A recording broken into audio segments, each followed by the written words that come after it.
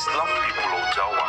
Di tempat inilah pernah berdiri dan berjaya sebuah kerajaan Islam pertama di tanah Jawa di Lembang. Kerajaan Demak atau Kesultanan Demak adalah kerajaan Islam pertama di Pulau Jawa yang berdiri pada akhir abad ke-15. Kerajaan ini didirikan oleh Raden Patah dan pusatnya terletak di wilayah Bintoro, dekat muara Sungai Demak, Jawa Tengah. Kerajaan Demak mencapai masa kejayaan di bawah kepemimpinan Sultan Trenggono. Kerajaan ini memainkan peran penting dalam penyebaran Islam di Jawa dan menjadi pusat perdagangan maritim. Pendirian dan masa kejayaan. 1. Pendiri Raden Patah, putra Prabu Brawijaya kelima, raja terakhir Kerajaan Majapahit.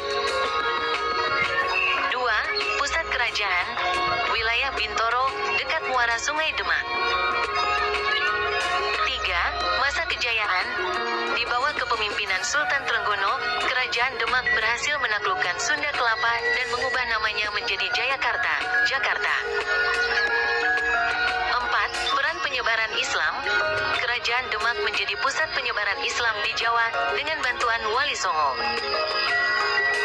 Dan 5. Perdagangan, Kerajaan Demak sangat aktif dalam perdagangan laut dengan beras Jawa sebagai komoditas penting. Runtuhnya kerajaan. Kerajaan Demak mengalami keruntuhan akibat pemberontakan Adipati Hadiwijaya, penguasa Pajang. Hadiwijaya kemudian menduduki tahta dan memindahkan kekuasaan ke Pajang, menandai berakhirnya kekuasaan Kerajaan Demak. Peninggalan sejarah.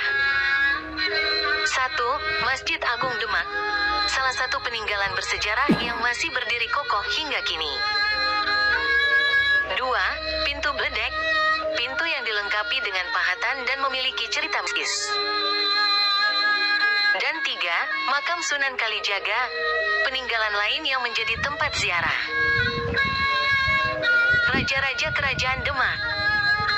Raden Patah, tahun 1500 sampai tahun 1518, Pati Unus atau Pangeran Sabrang Lor, tahun 1518 sampai tahun 1521, Sultan Trenggono, tahun 1521 sampai tahun 1546, Sunan Prawata, tahun 1546 sampai tahun 1549, Arya Penangsang, tahun 1549 sampai tahun 1554.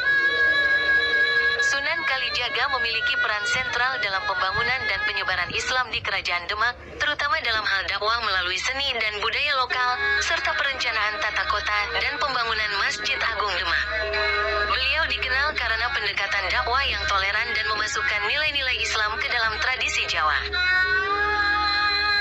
Peran utama Sunan Kalijaga.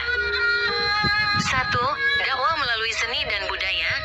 Sunan Kalijaga menggunakan wayang, seni ukir, tembang Jawa, dan seni suara, seperti lir-ilir dan gundul pacul, sebagai media dakwah.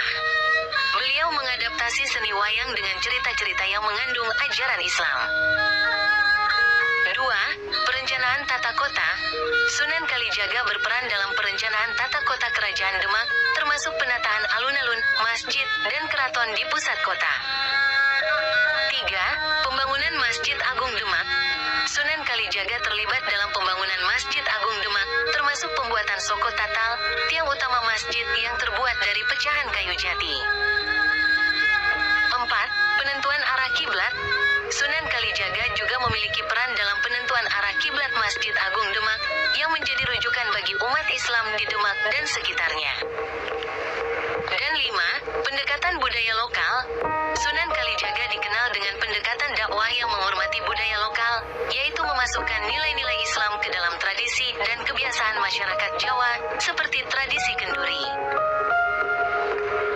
Contoh karya Sunan Kalijaga. 1. Tembang Lir-Ilir.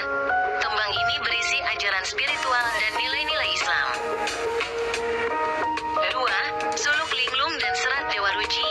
Karya-karya ini mengandung nilai-nilai Islam tentang syariat, hakikat, dan makrifat. Dan 3. Grebek Maulud. Sunan Kalijaga mengadakan kegiatan Grebek Maulud di Desa Surawiti, yang menjadi media dakwah dan peringatan Maulid Nabi.